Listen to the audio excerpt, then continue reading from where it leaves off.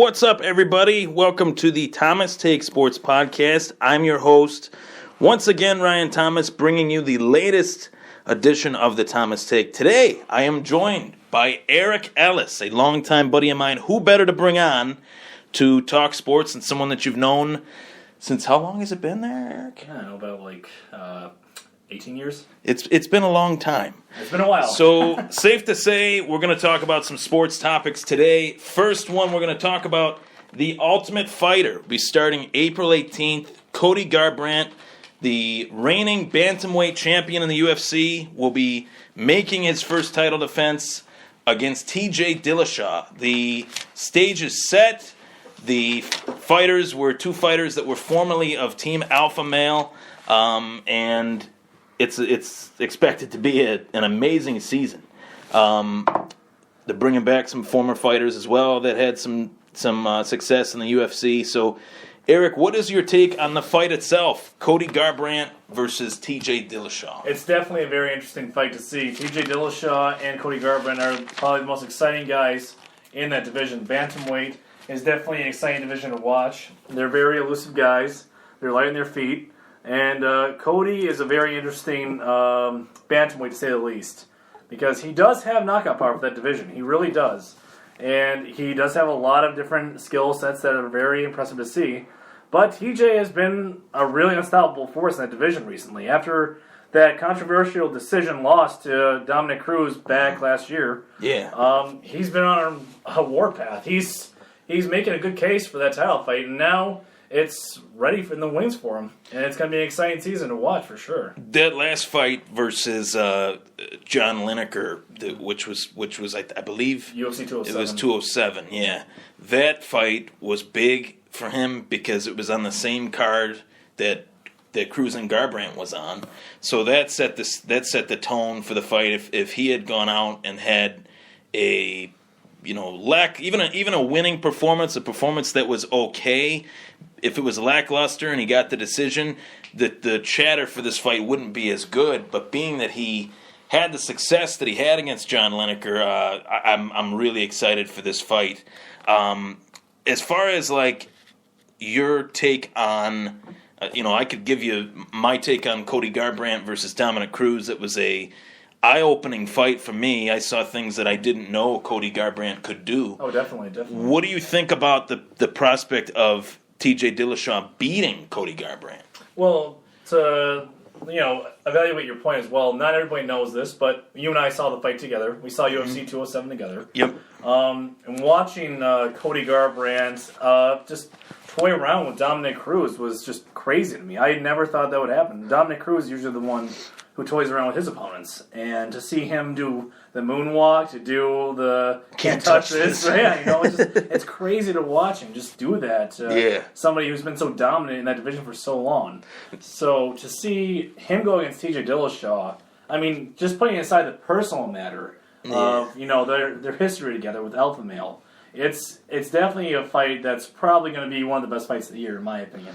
The way I look at it is 1 + 1 = 2, obviously. But the way I look at it is, when watching Cody Garbrandt, you put the style plus the power. If I were to compare it to two fighters, he has the style of Dominick Cruz and the power of Uriah Faber, which is very scary. That's fair. And the fact that he can move at odd angles, in and out, really change levels just to avoid punches and defend the takedown. I thought that his performance was probably the most flawless performance of any challenger that challenged for a title throughout this whole throughout the whole 2016 year so far, and that says a lot. Being that Conor beat Eddie Alvarez in the fashion that he did, even the longer the fight went, in which Garbrandt was beating Cruz, it was like Cruz was in quicksand.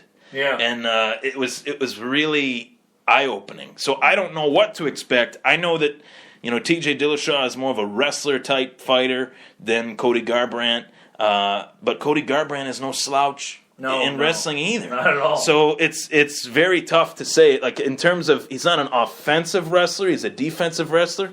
Can Cody defend TJ's takedowns? That's the one dynamic of the fight that I'm not so sure on. I honestly don't know.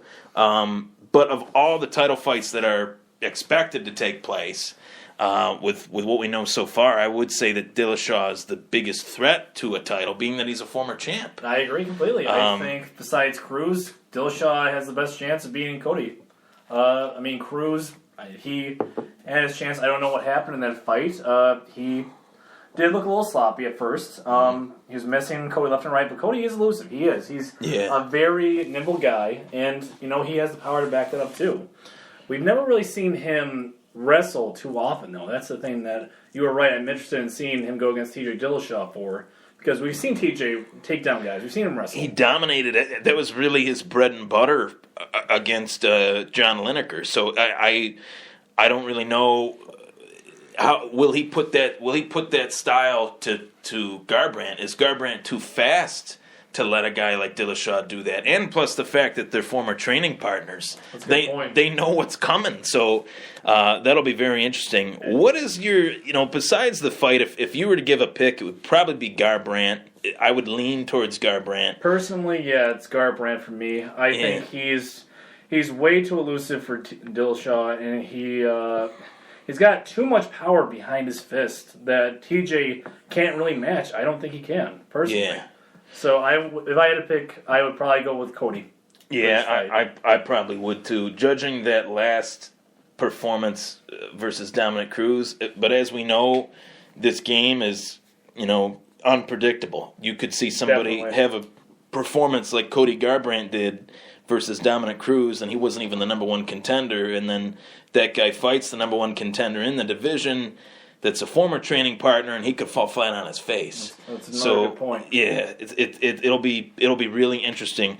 Now, as far as since you started watching the sport, the first few seasons that you've watched of The Ultimate Fighter, what would you say has made The Ultimate Fighter exciting for you, and what makes it not as exciting as you would want it to be? The most exciting thing about The Ultimate Fighter for me is just the dynamic between the team captains. Mm-hmm. When I first started watching the UFC, I was a fan of Conor McGregor. I still am. Yeah. And when McGregor and Faber were actually competing against each other for The Ultimate Fighter, that was really interesting to see their dynamic, to see their back and forth. And what I'm really excited about, this season I think will probably be one of the best seasons of The Ultimate Fighter, just because of the history between TJ Dillashaw and Cody Garbrandt. And it also segues from the McGregor and Faber Ultimate Fighter season we saw before. This was when it was publicly called out by Conor when he said that TJ was a quote-unquote snake in the grass for leaving Team Alpha Male to go to Elevation Fight Team. Well, Conor being Conor, he was going to do that. It was like he was acknowledging the elephant in the room, so to speak. So it was known that was going on, but Conor was the only one that was willing to bring it up, being that he was trying. Being that it's him, being that he was trying to egg on Uriah Faber into getting a fight with Uriah Faber. He wanted an extra payday before he fought Jose Aldo, and it was after he had fought Mendez and beat him. So there was a lot to go off of there that the UFC just didn't decide Faber was worthy of that chance, and I can't really say I blame him, given that his career was towards the end. So that's a good point. That was a very, I would say, in recent memory, McGregor and Team McGregor, Team Faber, and then when John Jones was on it with Chael Sonnen, that season was better for the opposite reasons. You had Conor and Faber were like the draws of the season, and the fighters were okay. Yeah. But with Jones and Sonnen, even though Chael Sonnen is the brash guy that he is, and John Jones was at the top of the sport at that time, the fighters in that season were really, really good. Yeah. It got a lot of talent. So if they could somehow mesh the two, then that's a winning combination. If you could find two coaches like Cody Garbrandt, like Uriah Faber, and then mesh that with fighters that are great, you'll see seasons like The Ultimate Fighter 1 and 3 and 5 and seasons like that where, guys are still fighting out of those seasons today. Yeah. And that was over 15 years ago. So it'll be really interesting. What is your take on the fact that I've kind of talked about how Uriah Faber kind of what's the right term I want to use? He was kind of like a soccer dad to Cody Garbrandt. Yeah. What is your take on? Do you think that there's actual like realistic beef between Garbrandt and Dillashaw? Or do you think it's more Uriah Faber's beef with TJ Dillashaw? I think it is a little bit of both. It really is a little bit of both. I think Uriah kind of rubbed off on Cody, and Cody probably feels like, he has a good sense of loyalty, I believe, from what I can gather. And I think he's really indebted to Uriah Faber for, showing him the rope, showing him he more brought him on. Yeah, exactly. Brought him on to Team Alpha Male, and I think he had a good bond with TJ Dillashaw for what it was worth at the time.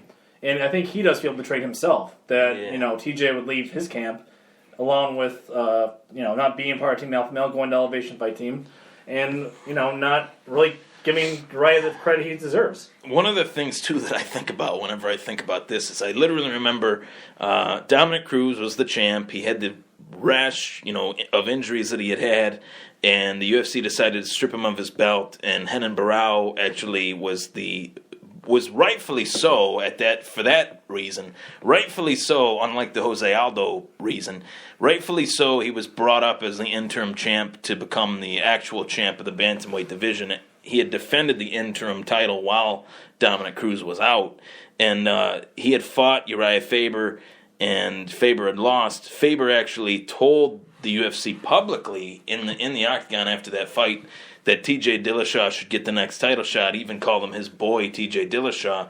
So when that happened, and then TJ Dillashaw left the team, he got the title shot, won the title, and then left, I do understand why Uriah would be a little bit pissed off. Oh, totally. But at the same time, the way Faber was unable to beat Dominick Cruz the second time and the third time. I thought he actually won the second fight, but the third time after that performance that he had in the third fight, which I thought was one of the worst of that year. Yeah, it was a bad fight. One of the worst performances that anybody put out, and that was really his last hurrah for a title, literally. And I just thought that he acted kind of too celebratory when Garbrandt beat Cruz. It was almost like he was kind of taking the spotlight a little bit. Yeah, I would agree with that. I would agree that he took more of the credit than he should have there. But, he wants to be in that spotlight, like you said. He wants that limelight. He does. He feels, he's retired. He feels more like a coach, and he wants to be like a part of, some success. Cruz and him were such rivals, and now his student essentially became the master in a way. Yeah. And again, technically, so if anything, if Uriah could take anything, positive from it, is that he helped not one guy but two guys get the belt that he couldn't get. Yeah, it's true. It's pretty. And now they're going to fight each other. Yeah, I think that I hope my issue is I hope Uriah will be a part of Team Garbrandt, obviously, as like a coach. I hope Uriah doesn't get too involved in it. You know what I mean? Like it'll be interesting to see how the build-up of the fight is. Yeah. I think he's going to make a few appearances in the Ultimate Fighter of the season. For sure. And we'll see what the dynamic is between all three of them together. Yeah. Well, that is the part one of today's show, the Thomas Take Sports Podcast. Today I'm joined by Eric Ellis, longtime friend of mine, big-time sports fan like myself. We just talked about the Ultimate Fighter Season 25, 26, I believe. One of the two. There's been so many I've lost count. They do 2 a year, and that, it used to be 1 a year, and it made it kind of bigger. Now once again, the UFC is a big, booming brand. It's saturated with content, and the Ultimate Fighter has kind of been a victim and the success of that. So that is the part one of today's show. We'll be right back for part two.